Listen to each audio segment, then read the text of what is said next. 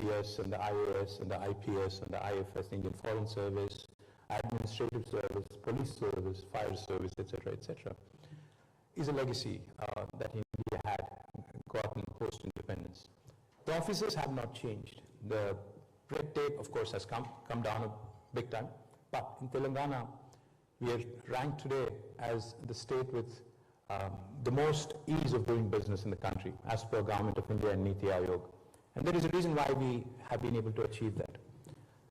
The reason being, with the same set of officers, with the same set of people, with the same set of bureaucracy, our leader, Shri KTR, has chosen to disrupt the way we governed and disrupt the way we actually brought out laws and legislations.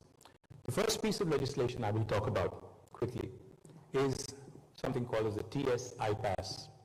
Now the TS-iPASS literally is, it abbreviates for Telangana State Industrial Project Approval Self-Certification System. Anyone in this room, for instance, wanted to launch operations in India, and if you had to choose a state, because India is a very diverse country where everything changes every 100 kilometers. You know, India is a country, for those of you who are not familiar, with 22 official languages and 300 unofficial languages, some of which even do not have a script.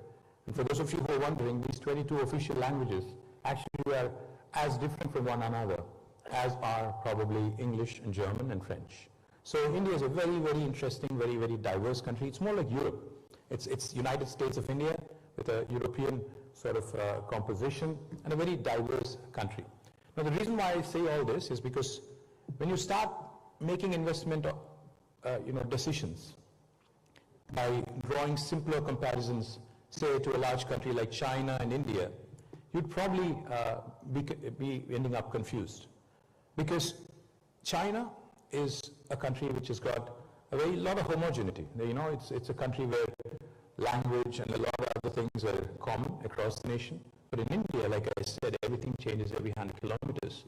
Therefore, it's important to understand the policies of states where you would want to engage, where you would want to set up a base, and where you would possibly want to enter India through. And Telangana, the policy that I just quickly mentioned to you, TS-iPASS, is probably the most revolutionary policy, revolutionary law by any Indian government in the last 75 years. What are the salient features? I'll just give you three. Any of you in this room, if you wanted to start an enterprise in Telangana, it could be a factory or something in the services industry, you would be surprised to know that you do not need any approval from the government. You can hit the ground running. You can actually start on day one with your factory. You don't need the permission of the local municipality or the village panchayat or even the state government.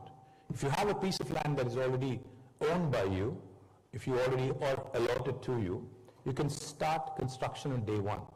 Parallelly, simultaneously, we request that you submit an application online on the TS-iPASS portal. Now what does that do? Once you start operations for regulatory compliance, when we get your information, we promise all clearances in less than 15 days. If you don't deliver on the 15-day window by statute, by law, on the 16th day, it's an automatic approval. No other Indian state has this kind of a feature in today's economic landscape. Also, from the 16th day, we take accountability very seriously. So from the 16th day, we actually also penalize our bureaucrats a sum of rupees 1,000 per day if they are held responsible for the delay. Again, no other Indian state has done this kind of bold, adventurous policy making. In case you're wondering, this guy is a politician, how do I trust him? Let me tell you, more than 28,000 clearances have been given in the last 10 years through TS-iPASS. We've been able to raise more than 3.5 lakh crores of investment into Telangana and have been able to create 24 lakh direct jobs, which is about 2.4 million direct job potential in our state.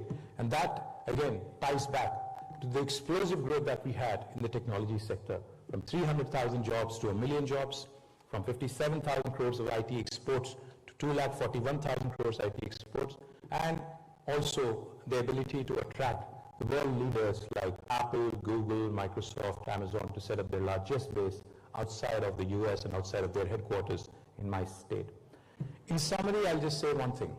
Telangana today, if you ask me to sum up in one word or one sentence, how do you define the kind of development that we've had? I'd say a fine balance of welfare, development, an integrated, holistic, and a very inclusive approach is what makes Telangana special. We believe in maximizing governance and minimizing government. We believe in ensuring that process becomes the key and not the person. We believe in institutionalizing the change and not centering our decision-making around individuals. And that's what makes Telangana truly a special story. And I do believe there are enough and more learnings for the rest of India to learn from Telangana, to see how you can raise from rank 12 to rank 1 in per capita, in GSDP, in creating wealth, in distributing it to the downtrodden, to making sure that inclusive infrastructure growth also happens on an equitable, in an equitable fashion. So I thank Bridge India for this lovely opportunity. I sincerely hope that all of you have a great experience here. And I do hope you continue to invest in India and continue to pick progressive states like Telangana, which truly are the lighthouses for the country and possibly by extension to large chunks of the world as well. Thank you very much.